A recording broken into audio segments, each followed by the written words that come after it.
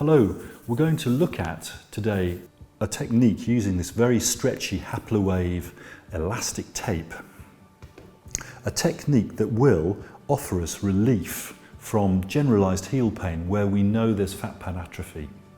As we know, over the fat pad there's a large area of collagenous cells filled with lipocytes in this sort of bee's honeycomb arrangement, the heel fat pad, and it can atrophy either through age or through trauma or through pathology.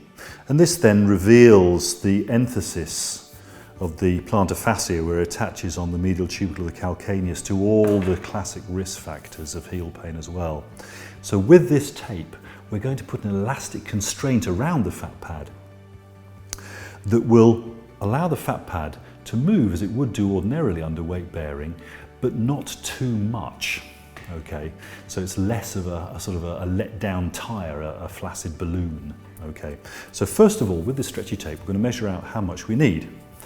And first of all, the first piece will establish itself from approximately the styloid process, base of the fifth metatarsal, around the calcaneus and the fat pad, to finish at approximately the tuberosity of the navicular. So, because it's very stretchy though, when you measure out the tape, you won't need the full length of tape like this. You'll probably need a little less, okay, because of the stretch that we're going to put around it. So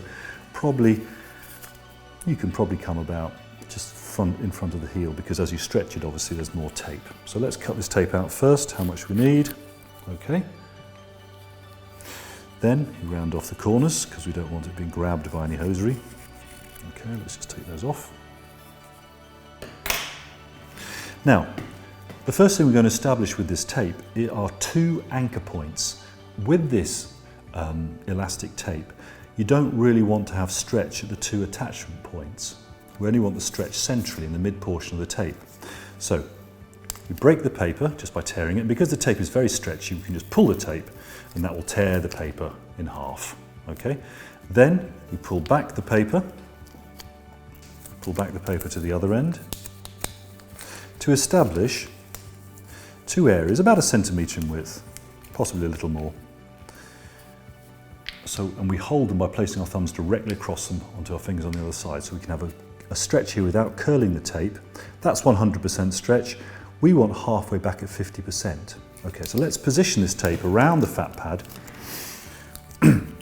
So we start by positioning it centrally, so it encompasses both the lateral, medial and posterior aspects of the fat pad, and we pull by about 50%, this halfway stretch. Okay, using so we curl it round, using your fingers, the dorsal area of your fingers, attach it to the skin, mould it into the skin.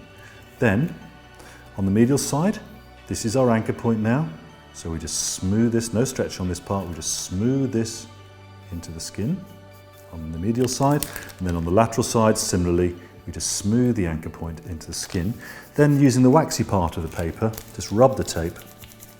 So we create a little bit of friction and heat to activate the adhesive. This is our first piece. Notice how it encapsulates the medial, posterior and lateral portion of the heel fat pad, all of which will expand on weight bearing. But obviously we want to control that expansion, that compliance of the fat pad to the ground, okay? So, and we're doing it with this stretchy tape. Now we need two more pieces which are also going to further encapsulate the heel fat pad, but also some of the plantar aspect too. So let's measure those out. The first piece then will come across the plantar aspect, round the calcaneus and back to the start. So you need approximately that much, but remember, it's going to stretch, so you don't need quite as much as you think. Curve off the edges. You can start either from the medial side and come round the back of the posterior aspect of the calcaneus, or you can start from the lateral side doing the same. We'll start from the lateral side, I think, just to show you on camera.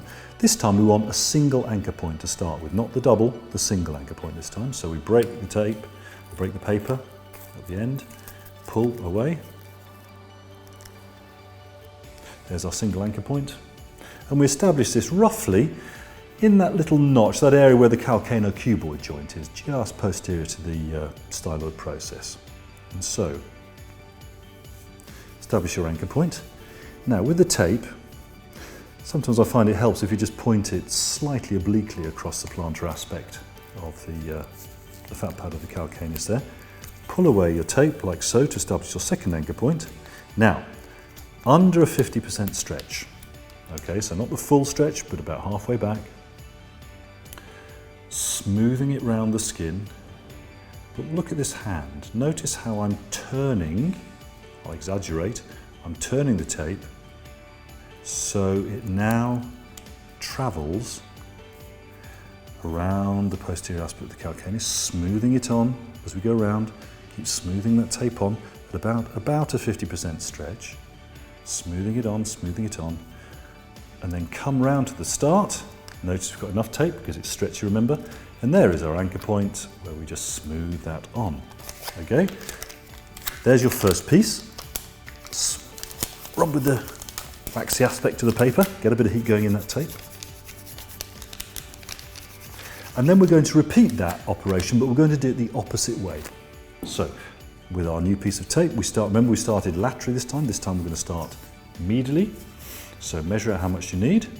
Obviously you can save time by measuring out 2 pieces first, but in this instance we're just going to show how much you need, so probably about that much. Round off your edges again.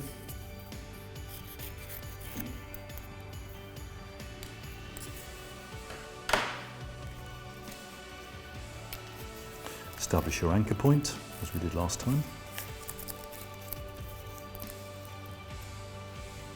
Now, we started laterally last time, this time we're going to start medially, so it's going to be approximately in the area of the tuberosity of the navicular. There's our anchor point. There's our second anchor point, and again, at roughly 50% stretch, with your hand smoothing it on. Now, note I'm going to turn the tape this way as I come round the heel. So, smoothing it on, turning my hand round, smoothing it on as we come round the posterior aspect of the heel. As we come round, getting that good skin establishment, smooth it on as it comes round under that stretch. As we come back to the start, here's our anchor point, so just smooth on the anchor point, no stretch. And there is the encompassing technique for generalised heel pain, certainly where there's fat pad atrophy.